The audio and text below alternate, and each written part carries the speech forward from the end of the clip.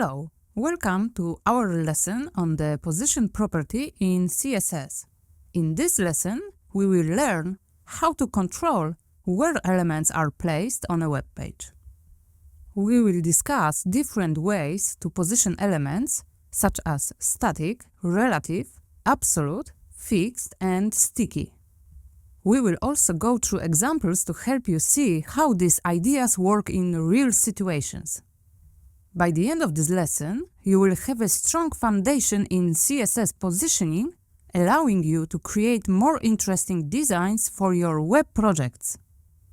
Let's get started with different values of the position property. First, let's talk about static positioning.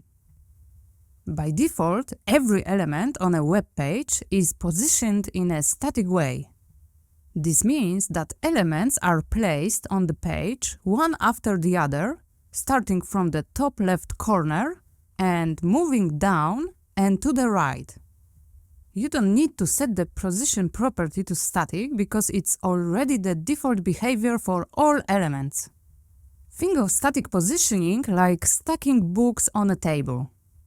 The books are stacked in the order they were placed on the table, one on top of the other.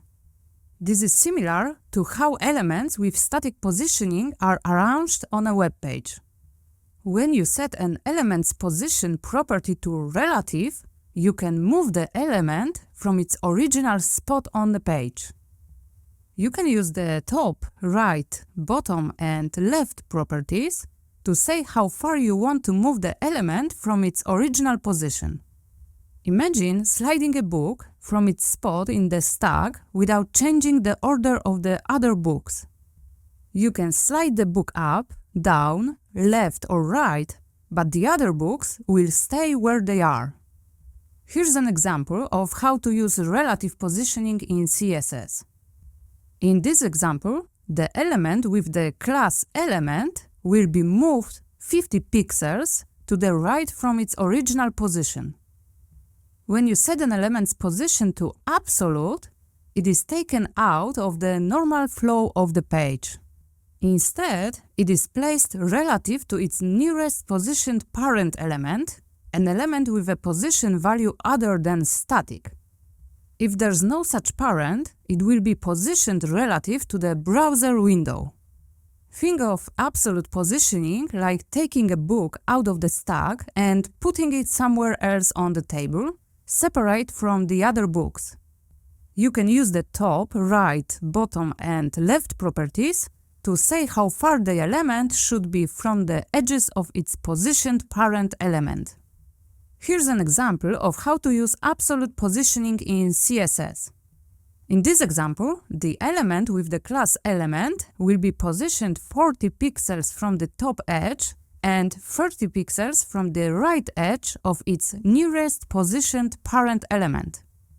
An element with a fixed position is placed relative to the browser window, not any specific parent element. Fixed elements don't move when the page is scrolled, staying in the same spot on the screen. Imagine sticking a note to your computer screen. As you scroll through a document, the sticky note stays in the same spot on the screen, even though the content behind it moves. This is similar to how fixed positioning works on a web page. Just like with absolute positioning, you can use the top, right, bottom, and left properties to say how far the element should be from the edges of the browser window. Here's an example of how to use fixed positioning in CSS. In this example, the element with the class element will be positioned 20 pixels from the bottom edge and 10 pixels from the right edge of the browser window. It will stay in the same spot even when the user scrolls through the page. An element with a sticky position is a mix of both relative and fixed positioning. It is positioned based on the user's scroll position. When you scroll, a sticky element stays within its parent element until it reaches a specified point, then it sticks to the browser window's edge. You can also use the top, right, bottom, and left properties to define where the element should stick when scrolling. Keep in mind that the parent element must have a height greater than the sticky element for it to work properly. Here's an example of how to use sticky positioning in CSS. In this example, the element with the class element will start in its natural position within the flow of the page. As the user scrolls down, the element will stick to 20 pixels from the top of the browser window once it reaches that point. Now, to better understand positions in CSS, let's dive deep into code in CodePen. There's no better way to learn than real examples. Please create a new pen and write the code with me. In the HTML section of the CodePen editor, let's create a paragraph with the content first paragraph.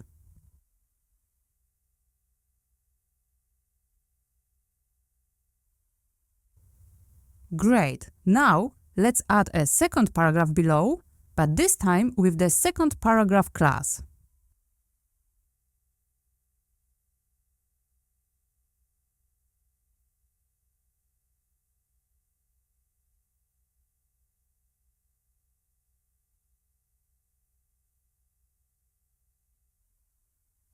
Now switch to the CSS section.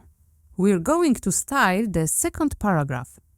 Start by typing a second paragraph class, and then add the relative positioning property.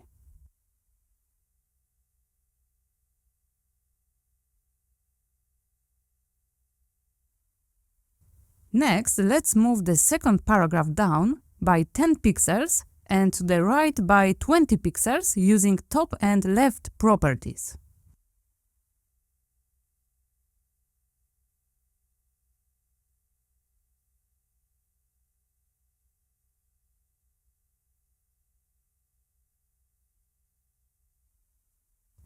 You should see the second paragraph moved down and to the right compared to the first paragraph.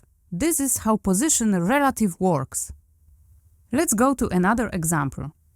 Please remove the code for now and let's start from the beginning again. This time we will play with position absolute.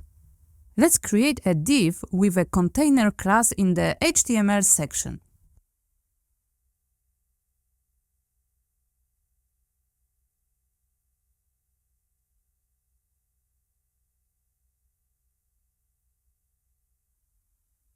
Inside the container div, add a smaller div with the class smallbox.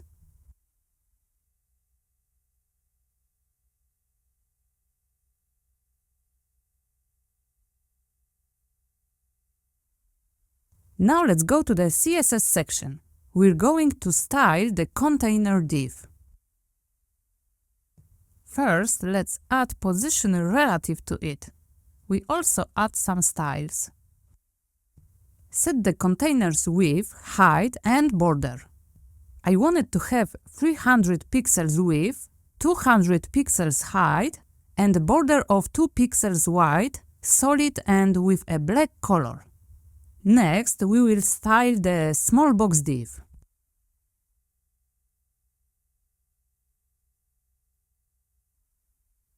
Set the smallbox position to absolute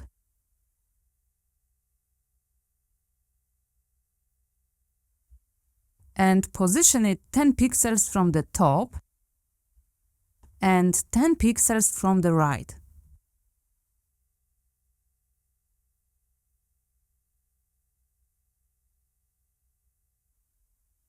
Next, set the smallbox width, height, background color and text color. I want it to have 50 pixels width and 50 pixels height. Its background color should be blue and its color will be white. You should now see a container with a small blue box positioned in the top right corner of the container. Now, let's see what happens when we remove the position relative property from the container element. Delete the line containing position relative from the container's CSS block. After removing the position relative property from the container, you'll notice that the small blue box has moved to the top right corner of the browser window instead of the container. This happens because the small box element is now positioned relative to the browser window, as it no longer has a positioned parent. Alright, let's move on. This time, let's see how position fixed works. It's an excellent solution for websites with back-to-top buttons. So let's create one. You'll see how cool that is. First, delete all the content in the HTML section and let's create a div to hold some text.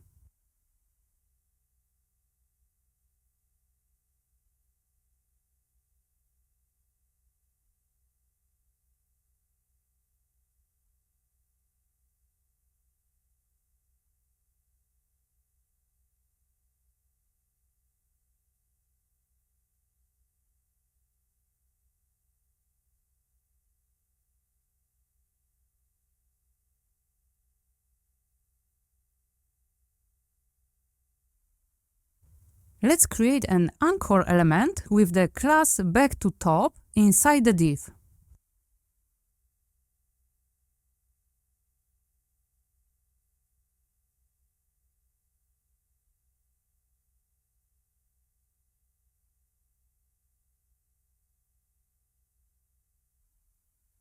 Now let's move to the CSS section. We will style the body first to create space for scrolling. To do this, we can add some huge height to the body element, for example 2000 pixels. It's a simple way to enable scrolling on the website to check how the sticky position works. We need space below more than the browser window height to see this. As you can see, after adding this, I can scroll the page now. Perfect, let's move on. Next, we will style the back-to-top anchor element. Set the back-to-top's position to fixed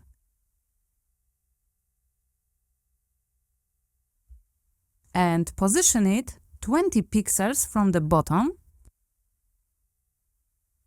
and 20 pixels from the right. Add padding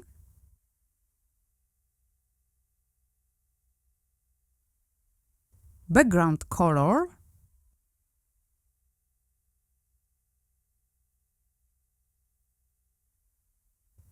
text color and remove the text decoration.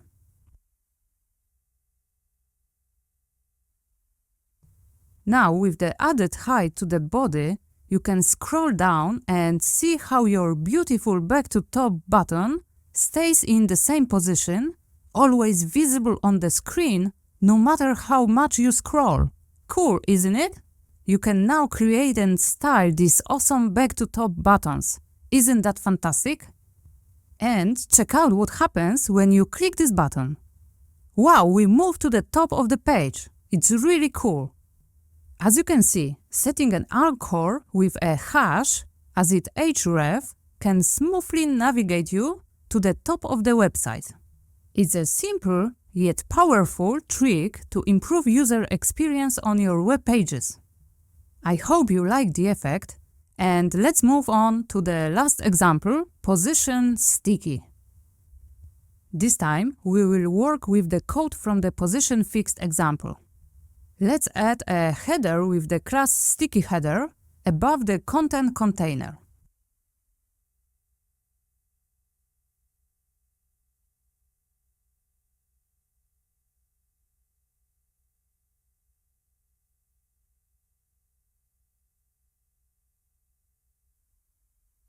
For now, we can remove an anchor tag and its styles. We won't use it in this case. Don't worry if you don't know a header element yet. We will use it later, but it's a great example of using position sticky. That's why I decided to use it here. In the CSS section, let's style the sticky header.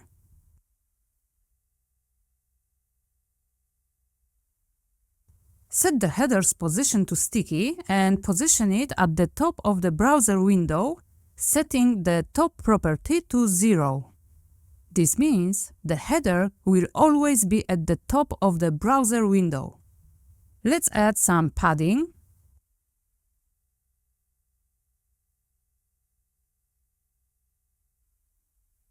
background,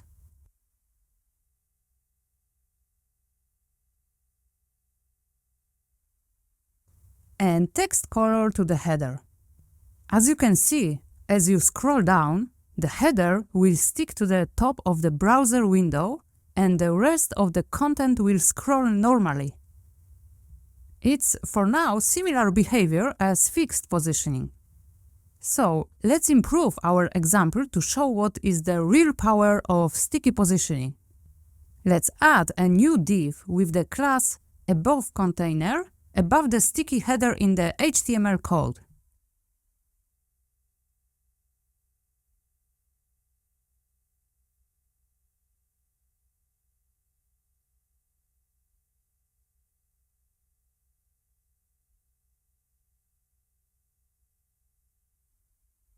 Next, let's give this new div some style. We will add padding,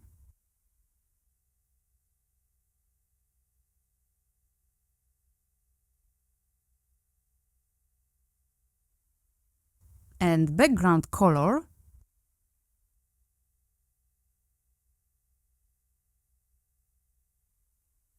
so we can see the size of the div. Now look at the result. We have a light blue div above the sticky header. When we scroll down, the sticky header moves like a normal part of the page. This is because sticky positioning is a mix of relative and fixed positioning. It changes how it works when it reaches the top of the browser window. The point when the sticky header changes depends on the top property we added. We set it to 0. If we change this to 40 pixels, for example, it sticks to the top when it's 40 pixels away. Isn't that cool? Let's see what else we can do. We will put the sticky header inside a div with a paragraph and a link.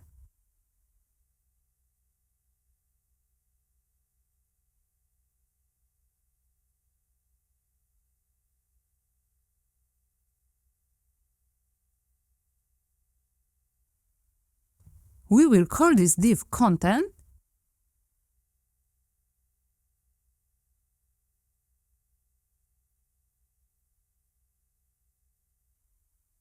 and give it a background color to see its size better.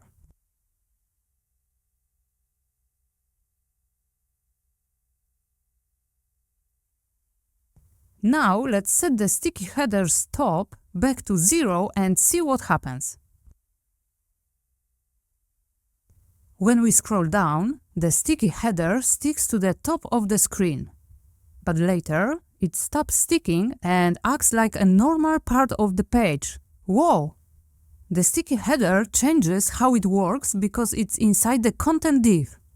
To show this better, let's make the content div taller. Now the header stays at the top longer. When it reaches the bottom of the content div, it changes how it works again and becomes a normal part of the page. Want to learn more about the position property? Good news! I've made a fun interactive demo for you. You will find it in the materials section below this video. Check it out and see how boxes change with different position values. Have fun! Mastering CSS positioning is a really important aspect of learning CSS. By understanding the different position values, static, relative, absolute, fixed, and sticky, you can better control how elements appear on your web pages. You're on a good way to becoming a great web developer now. Keep learning and experimenting. It was a challenging topic, but you did it. I'm proud of you. Let's take a break and see you in the next lesson. Hello again! In our last chapter, we discussed the position property in CSS, which helps us control the positioning of elements on a web page. Today, we will learn one of CSS' most powerful properties, the display property. Together with the position property, which you already know, these two properties are very useful in the CSS world. In this chapter, you'll explore the following. First, what's the difference between position and display property? And second, what are the most common values of the display property and how they work? So let's get started. Imagine you have a fridge and you're about to place magnets on it. You have a lot of them from tourist trips. The position property is like deciding where on the fridge to put each magnet. You can place some magnets at the top, some in the middle, and others at the bottom. In the web development, where you place these magnets is controlled by the position property.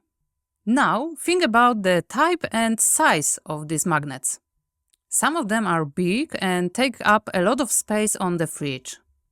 This means that no other magnet can be right next to them.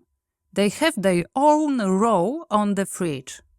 Other magnets are small and can fit right next to each other in a line on the fridge.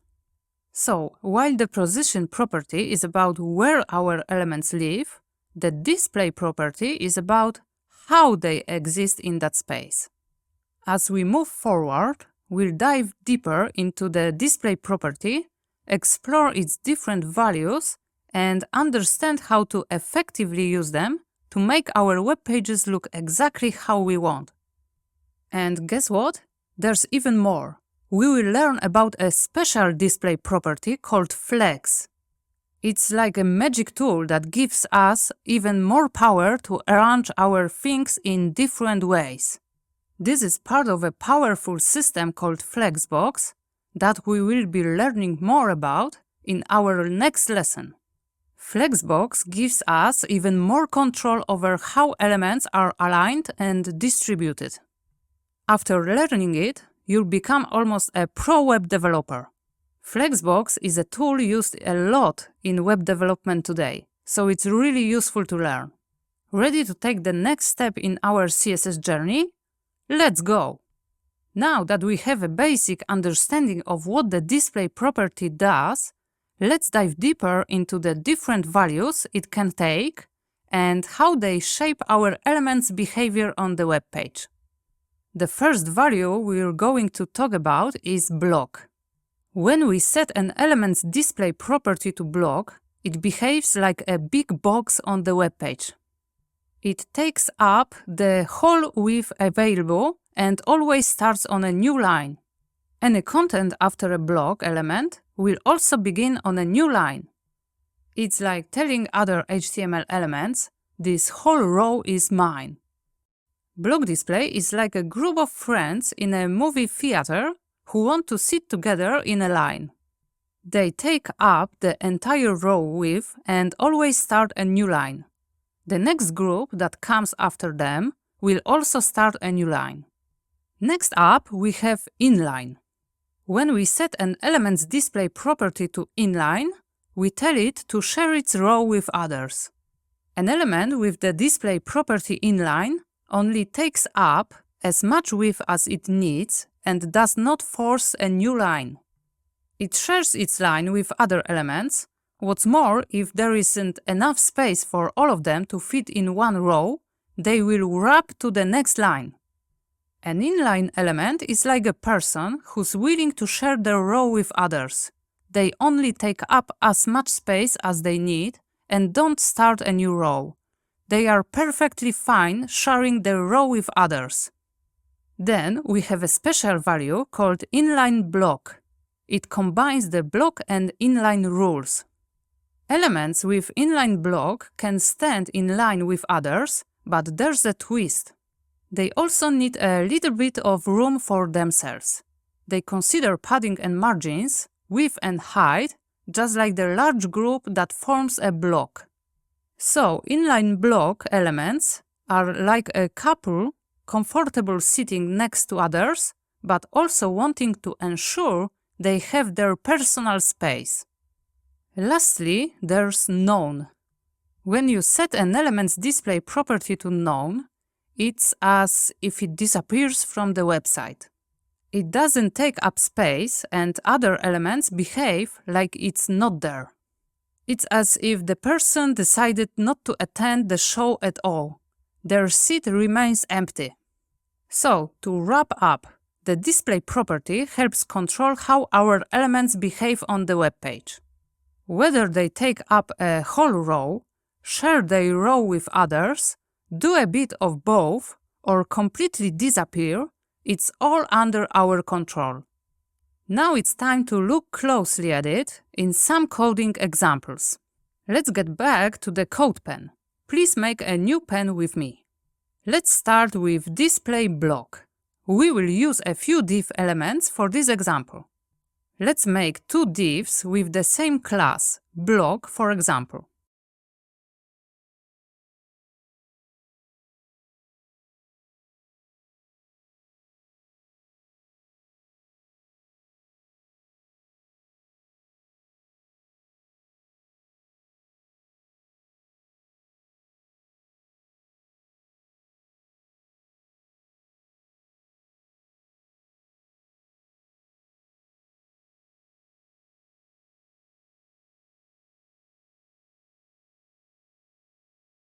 Let's also add some content to them. Alright, it's time to add some style. In the CSS section, please write the block class, and inside it, please add a display property with a block value and some border, for example, with 1 pixel white solid and red color. Perfect. With this code, you should see two boxes, each on a new line, taking up the full width of the page. This is a very simple example, but as you can see, it shows perfectly how the display block behaves. Each of the divs says, "This whole row is mine, go to the next line." Okay, let's change now to display inline and see what happens. Wow! Now our two boxes are on the same line as long as there's enough space and only take up as much space as the text inside them. They share a space between them. Now let's try display inline block. Let's add some height to our divs, 200 pixels for example, to see the effect better. You will see that our boxes are still on the same line, but they both have exactly 200 pixels height, showing that inline block elements respect element sizing like height or width. Look at what happens when we remove the height of the divs. Do you see the difference now? That's how inline block value works. Alright, it's time for the last value in this video. We make the divs disappear like a magician. Let's change display to none and see the effect. Now our boxes should disappear entirely. They are still in your HTML, but the display none in your CSS makes them invisible and removes them from the flow of the document. Let's check it in the Chrome DevTools. In the DevTools panel, make sure you're on the Elements tab. Now, in the code, let's go to the body and inside it, you can see our divs. Even though you can't see these divs on the web page, you can see them in the HTML in the Elements tab. This confirms that the divs are still in your HTML. They are just invisible because of the display none in the CSS. To make this lesson even more engaging, I've prepared a demo for you in CodePen to see how each value works. Please don't hesitate to try it and experiment with the code. You will find it in the materials section below this video. Hello! Today we are going to explore a really cool system called Flexbox. In our last lesson, I mentioned a special flex value for the display property. Well, now it's time to see what it is and how we can use it. In this chapter, we will explore what Flexbox is and why we should use it, how to use display to make a flex container, how to arrange items with Flexbox, and some examples of Flexbox in action. Ready? Let's go! Flexbox is a tool for arranging items in a box. Think of it like a magic toolbox. It helps us put items in a row, stack them, group them together, and do many other things. Imagine a web page as a wardrobe, where the wardrobe itself is our Flex container, and the items inside, shirts, pants, and dresses, are our Flex items. Just as we can arrange these clothes in different ways in a wardrobe, CSS Flexbox allows us to arrange elements on a web page in different ways. Here's how to create a Flex container. With this code, all the things inside container become Flex items. Now we can arrange them. Before exploring Flexbox properties, it's time to explain two very important terms. It's the main axis and cross axis. Think of your web page like a busy one-way street. Your web page elements are like cars. The main street is the main direction where your cars drive. It's our main axis. This can be up and down, from top to bottom, for example, or straight across from left to right. Now imagine a crosswalk that lets people cross the street. This is like the cross axis. It's the direction that goes sideways to the main axis. It goes the other way to your main street. It's important because some Flexbox properties work on the main axis, other on the cross axis. Understanding this will help you arrange your items just how you want.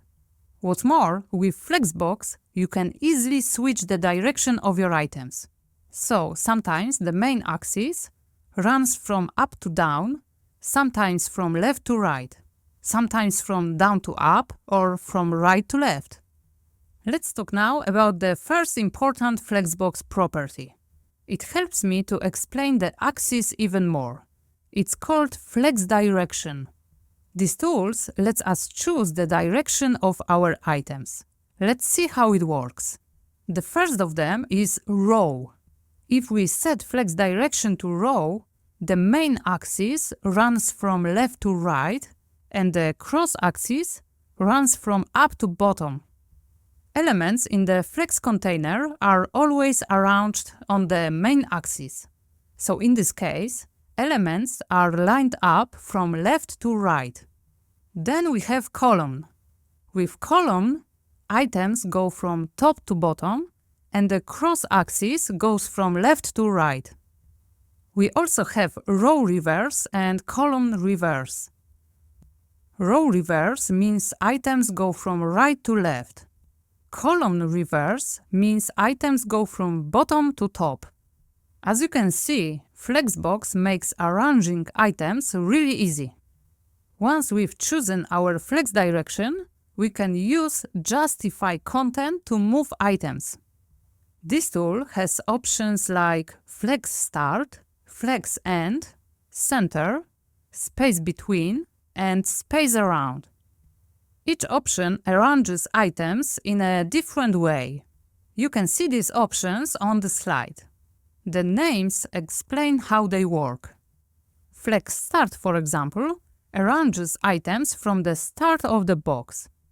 Now, what if we have more items than we have space for in our box? Flexbox has a solution for this. It's called Flex Wrap. Imagine you are trying to fit more items into your container than it can hold. What do? We can let the elements come out of the container or start a new layer of elements in the box. The Flex Wrap tool does this for us. It has three options. First, no wrap is like trying to fit all elements on one layer. They will try to squeeze together. They stay in one line no matter how tight it is. The second one, wrap, is like saying, If the elements can't all fit on one line, they can start a new line and still keep their shape. So if there isn't enough space for all the elements on the first line, the elements that don't fit will move down and start a new line. And the last option is wrap reverse. It's like a wrap, but the lines of elements start at the bottom of the box and stack upwards. So with Flex Wrap, we can control what happens when we have too many items in our box. Next, let's discuss one more Flexbox property, Align Items. This tool helps us control how items line up across the cross-axis. It's like deciding where the toys sit in the box, at the top, bottom, or middle. Stretch option is like saying, I want all my items to become as tall as the box. If you have a tall box, the elements will stretch to fill up the box from top to bottom. On the other hand, if the box is short, the elements will shrink to fit inside. This is also the default value. Flex Start is like saying, I want all my items to sit at the top of the box. No matter how tall the box is, the elements will be at the top with some empty space at the bottom. Flex End is the opposite of Flex Start. It's like saying, I want all my items to sit at the bottom of the box. So the elements will be at the bottom with some empty space at the top. If we decide to use the center value, the items will be placed right in the center of the box with equal space above and below them. And the last one is the baseline option. This one is a bit tricky. It aligns the flex items along their baseline. The baseline is the invisible line upon which text sits.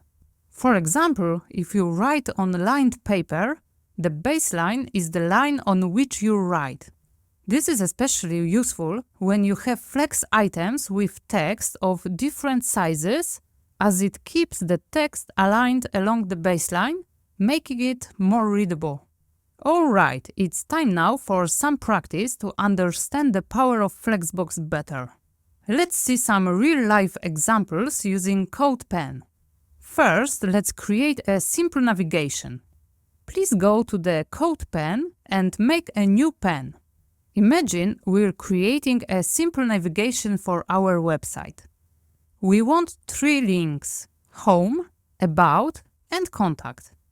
We create a box, a div, and give it the class navigation. This is the box that will contain our links.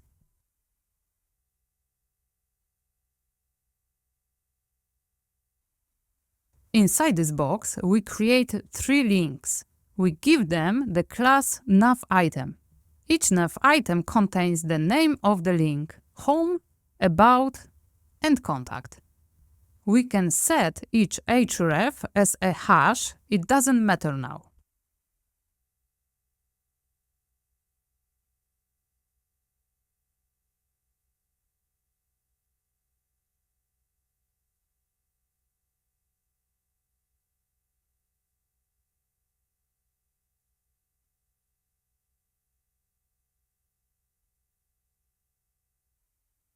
Now let's move to the styling. For the box navigation, we use Display Flex.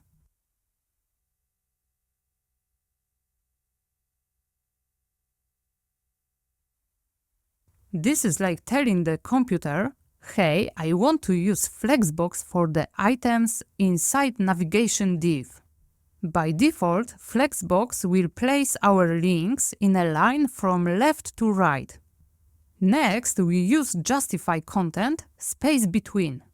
This is like telling the computer, please put the maximum space you can between each link. We can also add some background color for the div to make things look better. For the links, we add some padding to give them some space.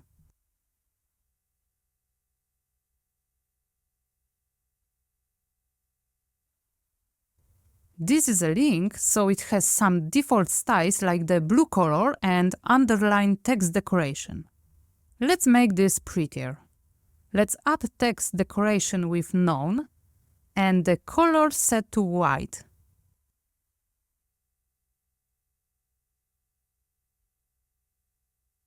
Perfect. Now let's play around with our navigation. First, change Justify Content Space Between to Justify Content Center. See how all the links move to the middle of the page, like they're hugging each other?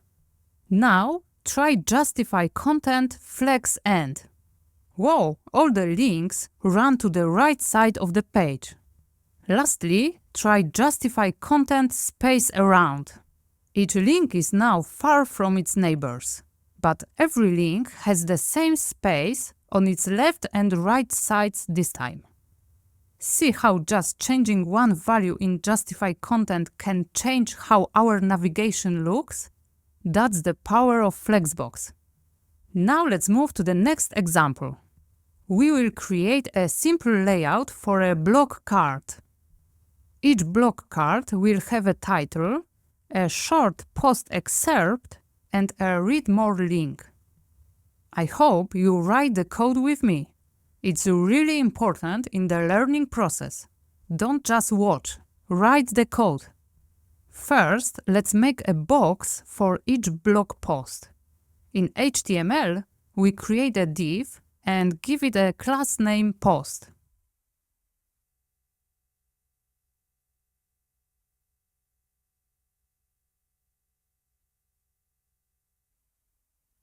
Inside this post box, we want to show the title of the blog post and short piece of the post and a read more link. So we add an H2 for the title, a paragraph for the post excerpt, and an anchor for the link. Each of these gets its own line inside the div. Let's add some content to each of them. Our title will be blog post title.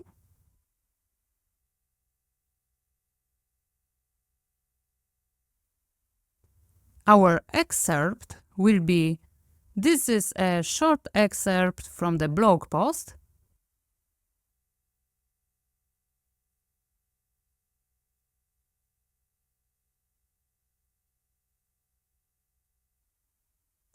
And inside an anchor, let's add read more text.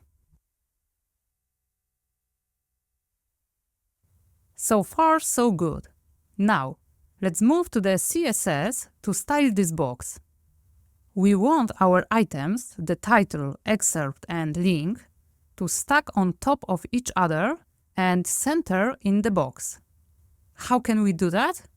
With Flexbox, of course. First, we tell the browser to make our post box a flex container. We do this by adding display flex to our post CSS rules.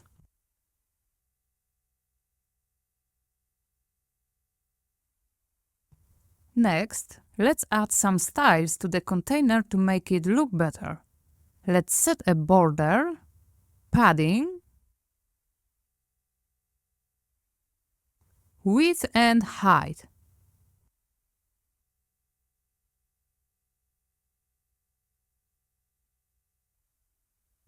In the next step, let's add some styles to the link to remove default styles. Let's add some color,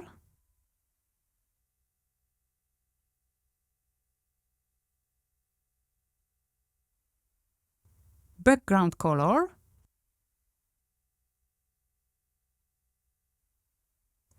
remove text decoration,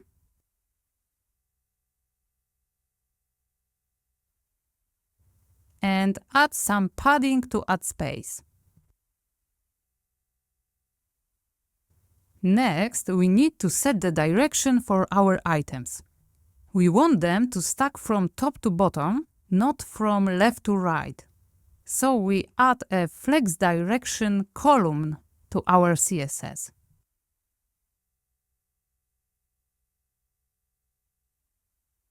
Finally, to get the items to sit nicely in the middle of the box, we add Align Items Center.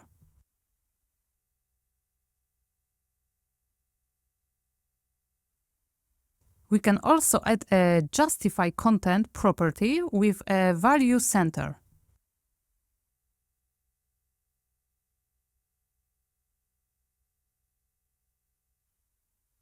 Now, our title, paragraph and link are centered perfectly in the middle of the box from each side, left, right, top and bottom. And voila, our blog post preview is all set. With just a few lines of CSS, we've got a nicely centered, easy to read blog post preview. How cool is that? Now that our blog post preview is set up, let's play around with some settings to see how it changes. Remember Align Items Center that we added? This way to make sure our items sit in the middle of the box. But what happens if we change center to Flex Start? Our title, excerpt and link have all moved to the left side of the box. Why the left side, not the top? Well, as you remember, we have the main and cross axis in Flexbox. When we set flex direction to column, we changed where the main axis is. And I hope you remember Align Items property controls how items line up across the cross axis. What if we change it to Flex End? Now our items have moved to the right side of the box. Finally, let's try Align Items Stretch. This one's a bit different.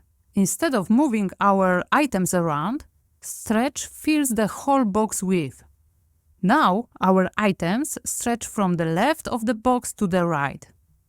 What happens if we change Flex Direction to Row? Now the situation is different, because the main axis is from left to right this time. Align Items property operates on the cross axis, so if we change the Align Items value, items will move in the line from top to bottom now. Try setting it to Flex Start. What happened?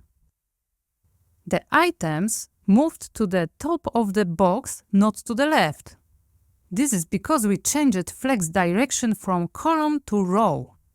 And there you have it. Now you have a solid understanding of how Flexbox works and how it can make your life easier when creating web pages. This might seem a bit tricky at this point. You might think there's a lot of new information to remember. But don't worry. It takes practice at the start, like learning to ride a bike or play an instrument. However, the more you use Flexbox, the more it will start to make sense. Also, check out the Flexbox demo I've prepared for you. It's a fantastic tool to see how our discussed properties work in real time. You can try changing values, see how it affects the layout, and understand how Flexbox works. It's a great way to learn and practice, so play around with it in your free time. Remember, it takes time to learn new things. Keep practicing and trying, and you'll get better at using Flexbox. If you don't understand everything right now, that's okay. You are learning how to make great websites, so don't give up. Today was a really tough day. If you are feeling tired, watching the tips for effective learning video again might help. Also, don't forget to take a break. Rest as long as you need. There's a lot of new stuff to learn, and it's okay to take your time. If you want, you can watch today's video again to help you understand better. When you are ready, there's a final exercise about a restaurant menu waiting for you. This task will help you practice everything you've learned about CSS. You can do the exercise now or rest first. I'll see you in the next video. Thank you for working so hard. Great job on your progress so far. Now that we've learned about the CSS position, display properties and Flexbox, we can apply these new skills to our Delicious Delights menu. Here's the game plan for this exercise. Using Flexbox to arrange our menu sections in a row. Using Flexbox properties to center the content of the boxes. Using the position property to create a fixed recommendations box that stays at the bottom of the page. Sounds exciting, right? Let's dive in. First, open the pen in CodePen, which has the Delicious Delights menu. Remember, in CodePen, the changes you make in the CSS window will instantly show on the screen. Ready to code? Here we go. Our client has more tasks for you to do today. There's the list of his wishes for you in the materials section below. Please include all of them. Remember to take it step by step and refer to the hints if you get stuck. Once you're done, compare your work with the solution provided. And don't hesitate to reach out if you need help or have any questions. You are doing a fantastic job, and each step you take brings you closer to becoming a coding pro. Keep up the good work. Hello again. I'll walk you through the solution for the Delicious Delights menu's first exercise in this video. Let's dive in and start updating our menu. First, open the pen you used for the Delicious Delights menu. Next, let's start with the first task, arranging menu sections in one row. Go to your HTML code. Wrap all your menu sections, section element for appetizers, main courses and desserts, inside a new div element.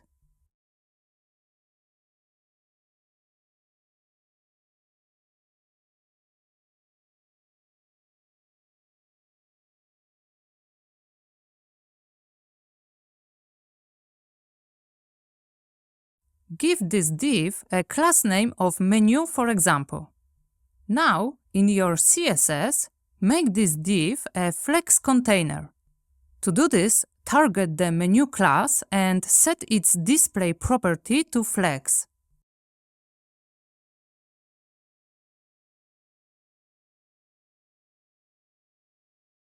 We can also add justify content to space between to improve spacing between the boxes.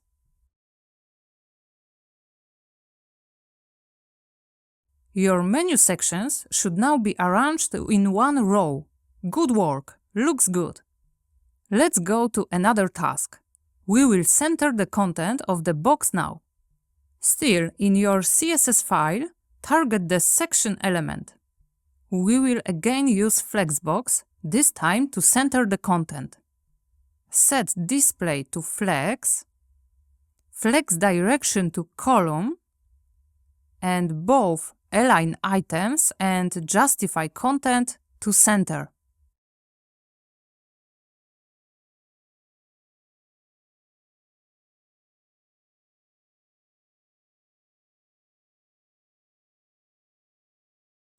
Now check out your menu. The content in each section should be perfectly centered. And finally, let's add a recommendation box at the bottom of the page. Back in your HTML file, add a new div with a class of recommendation, for example.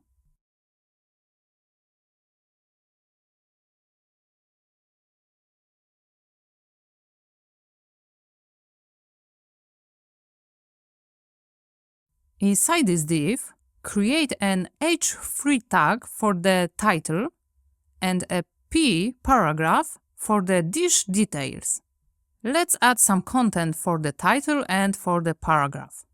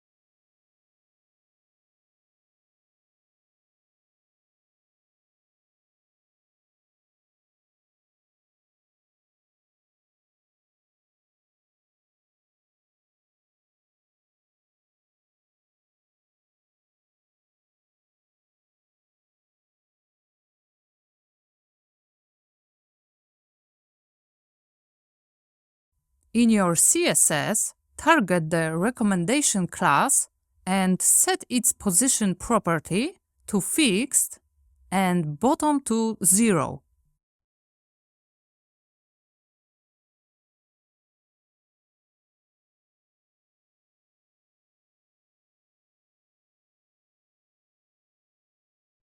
This will keep the box at the bottom. We will also add styling from the instruction, like some padding, background color, etc.